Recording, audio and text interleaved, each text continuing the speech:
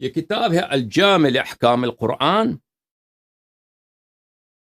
تفسیر قرطبی الجامع لاحکام القرآن جزء اول، یہاں پہ صفحہ نمبر 367 میں پہلے کہتے ہیں کہ شیعوں نے اس حدیث سے احتجاج کیا ہے، من کنت مولا فعلی مولا اللہم والی من والا وعاد من عادا۔ اس حدیث کے رد میں وہ کہتے ہیں والجواب عن الحدیث، حدیث کا جواب یہ ہے انہ لیس بمتواتر، یہ حدیث متواتر ہے ہی نہیں، اس کے صحت میں بھی اختلاف ہے، اور ابو داؤد سجستانی اور ابو حاتم رازی نے اس حدیث پہ طعن کیا، انہوں نے جرح کیا۔ اچھا ٹھیک ہے نا، اس کا جرح کیا ہے وہ نقل نہیں کرتے، جرح دکھاؤ نا ہمیں کہ انہوں نے کیا کہا ہے، الفاظ کیا تھا کہ ہم اس کا جواب دیں، صرف جرح کیا ہے، جرح کیا ہے تو تعصب کی وجہ سے جرح کیا ہے۔ جب ایک حدیث 100 سے زیادہ صحابہ سے روایت، ہر حدیث اور ان میں سے بہت سارے بذات خود صحیح اور حسن ہے،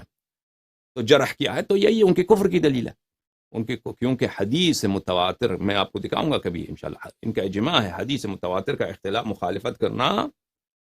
حدیث متواتر کا مخالفت کرنا کفر ہے، ٹھیک ہے نا، حدیث متواتر کی مخالفت کرنا انہوں نے خود علماء کی تصریح ہے کہ کفر ہے، تو ان کے کفر کی دلیل ہے۔ تعصب میں ان میں اتنا زیادہ ہے کہ تم ایک متواتر حدیث کی تم یہ کہہ سکتے ہو کہ ہمیں نہیں معلوم، جہل کا اعتراف کرنا یہ کوئی بری بات نہیں ہے، انسان سے توقع نہیں ہے کہ انسان کو اور کچھ پتہ ہو، آپ کہہ سکتے ہیں کہ ہمیں اس حدیث کے صحت کا نہیں معلوم، اما یہ کہنا کہ ہمیں پتہ ہے کہ یہ حدیث موضوع ہے، یہ حدیث کذب ہے، یہ حدیث ضعیف ہے، ٹھیک ہے نا، یہ حالانکہ وہ حدیث متواتر ہے، تو اس کا مطلب یہی ہے کہ آپ اتنے بڑے عالم ہو کر آپ کو طرق کا بھی پتہ بھی ہے، اور اس کے باوجود آپ کہتے ہیں کہ یہ